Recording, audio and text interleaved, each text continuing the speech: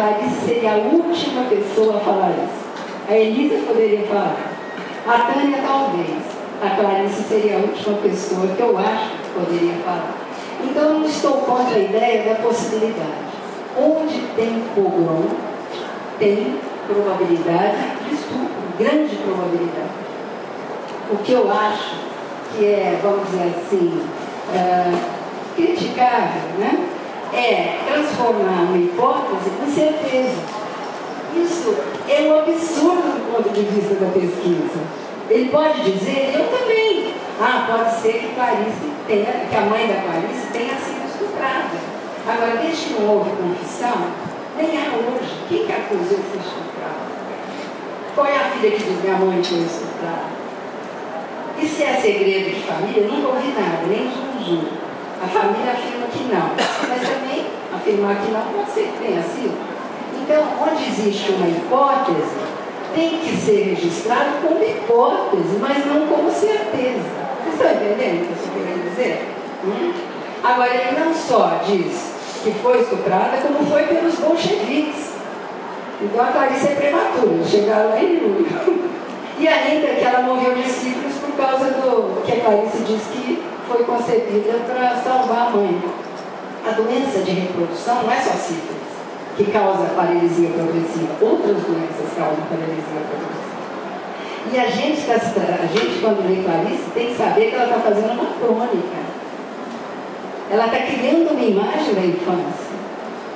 Cadê as fantasias da adulta em relação à criança? E onde estão também as fantasias da criança em relação ao que lhe disseram? Sabe? Então, é isso que eu penso.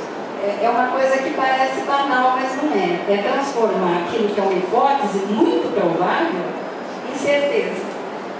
Então, esse é o comentário que eu tenho a fazer em relação a esse aspecto do texto do Benjamin. Né? Olá, boa tarde, meu nome é Jean, sou diretor de teatro e eu tive uma experiência no ano passado com um texto da Clarice, que é a novela A Hora da Estrela, que a gente montou um exercício cênico, um diálogo e participou de alguns festivais. E aí deu certo, a gente ganhou alguns prêmios e esse ano a gente está montando na íntegra. Meus parabéns. Vai convidar a gente? Claro, é muito gosto. E esse ano a gente está montando na íntegra e eu pretendo que se chame Ensaio sobre o Espectro e colocando muito sobre a Clarice também. E o que eu queria é que assim, há muita especulação em cima dessa novela, que é uma autobiografia. Como é que fica isso? O que você pode me dizer para me ajudar? Você está dizendo qual? A Hora da Estrela. Tá. Eu acho muito complicado você estabelecer limites rígidos entre o que é ficção e o que é autobiografia. Né? Na realidade, ali o que existe é uma inserção da Clarice Pessoa, aquela que tem o nome na capa, como personagem do livro, na medida em que ela coloca o nome dela entre os 13 títulos. A partir desse texto, ela passa a fazer parte dessa ficção como Clarice. Agora, o jogo da cena, para usar o seu vocabulário, o jogo de cena está entre os personagens. Ela não aparece como personagem. Ela pode, quando muitos, estar travestida no Rodrigo, mas aí já é um jogo ficcional. Né? É um jogo ficcional. Então, você pode admitir que é uma autobiografia como uma interpretação sua, a partir dessa semelhança que você deve considerar entre a autora que assina a capa do livro, portanto, tem o pacto autobiográfico, essa seria a linguagem do Eugênio, né? É autobiográfico quando a pessoa que está sendo narrada tem o seu nome na capa, é isso que ele fala, que também é discutível. Mas, enfim, quando existe, então, essa incorporação, né, da autora com o personagem. Agora, é lógico que quando a gente lê, fica impossível, pelo menos na minha leitura, muito parecida com a sua, você estabelecer certas relações, né, entre o narrador Rodrigo e a própria Clarice, porque é a história de um romance. E na realidade quem está fazendo o romance é a Clarice, que na verdade é a Clarice Lispector, para usar as palavras dela mesma. Então isso tudo fica muito confuso. Eu acho que a intenção dela é justamente fazer isso, é confundir. Mas não se esquecer que isso é um jogo ficcional. Senão daqui a pouco você vai chamar Clarice Rodrigo de Sá, como é que é? SM ou MS? Isso é próprio. Né? Então precisa sempre não tirar o pé do chão no sentido que você está lidando com isso. Agora eu também, por outro lado, nunca mais acho que vou conseguir enxergar a Macabeia sem ver a Marcela Cartacho na minha frente. Claro, são coisas, né, do cinema, né, que acabam interferindo na leitura dos livros que a gente lê.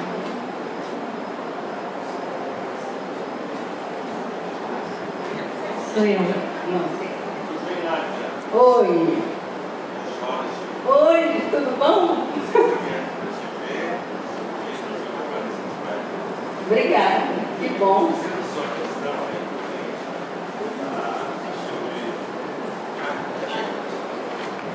Você lançou a questão para a gente, e eu me sinto completamente à vontade, né? Porque li o Benjamin e li muitas vezes o seu livro, né? Eu acho que não é só uma questão de confronto entre perspectivas diferentes para a gente se interessar sobre Clarice Lispector, né? Eu acho que o teu trabalho é mais legal, seguramente, né? Porque eu acho que no seu trabalho, na medida que você junta elementos de natureza biográfica o tempo todo, faz alquimia com a sondagem da obra, eu acho que você vai além do estudo da obra.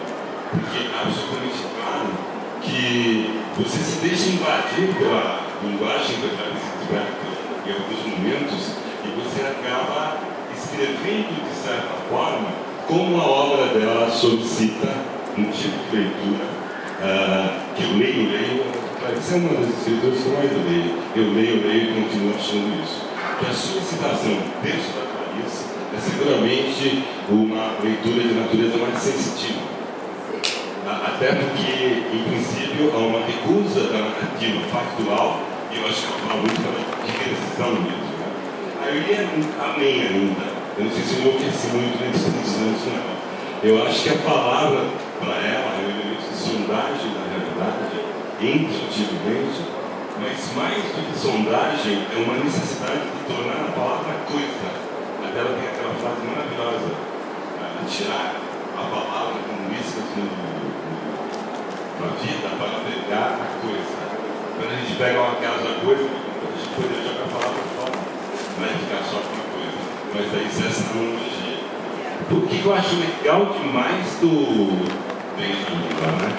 É que eu acho que ele é absolutamente generoso do ponto de vista de investigação, tanto documento mesmo.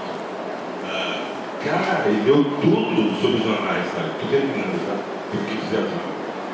Tudo. Então, para quem está escrevendo sobre a Clarice Lispector, em peças de teatro e tal, é um documento absolutamente útil e generoso. Agora, eu acho que, na medida que ele quer interpretar a obra, ele tem caráter absolutamente redutor mesmo, sobretudo em relação à obra da Clarice Lispector.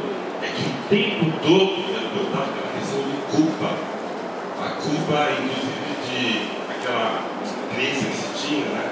Que quando a mãe estava doente, você tinha ficava grávido e a criança naturalmente. Eu acho que essas obsessões, elas podem eventualmente existir na obra da Clarice Lispector, mas claramente. Então, gosto dos dois, mas por meu gosto, pela minha expectativa de leitura da Clarice, muito mais do que você escreveu. Um abraço. Eu acho que Jorge, é um prazer ver você depois de tantos anos. Eu tenho um pouco de vergonha de ter sido teu aluno, porque você está tão bonita. Obrigada. Você sentou, né, Jorge? Mas o que eu quero dizer é que os livros são bons por isso, porque as pessoas vão se identificando com eles, ora com uns, ora com outros, vão se encontrando mais aqui, mais ali, eles são todos abertos a diferentes leituras, né? Eu queria voltar a um ponto que você colocou, que eu acho fundamental na Clarice, que é essa busca da coisa. Eu falei no início que eu acho que se existe um tema na literatura da Clarice, a gente poderia definir como sendo uma coisa, porque ela está sempre atrás de alguma coisa que ela não consegue atingir. Né? E